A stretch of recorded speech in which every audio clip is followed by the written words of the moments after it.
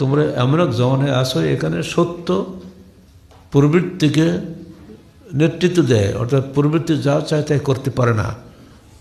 কোরআন এবং সুন্নাহ যা বলে সেটি অগ্রাধিকার পায়, যেটি ইসলামী খেলাফতের বৈশিষ্ট্য। ইসলামী খেলাফতে আমির বা খলিফা কোনো অবস্থাতে কোরআন সুন্নাহর বিপরীত কোনো হুকুম দিতে পারেন না। তার হাওয়া, তার ইচ্ছা অনুযায়ী কোনো কথা তিনি বলতে পারেন না।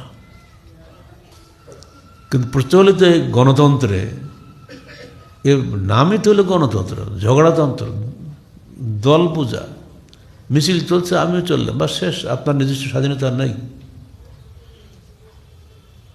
সাবধান থাকবেন। ইবনে মাসউদ 2000 বছর আগে আমাদের সাবধান করে গিয়েছেন, সাইয়াতি জামানুন ইয়াকুদুল হক হাওয়াল হাক্কা, সেদিন খায়সাতে নফসানি, তোমাদের প্রবৃত্তি সত্যের উপরে নেতৃত্ব দিবে। আজকে সেই যুগ কিন্তু এসে গেছে।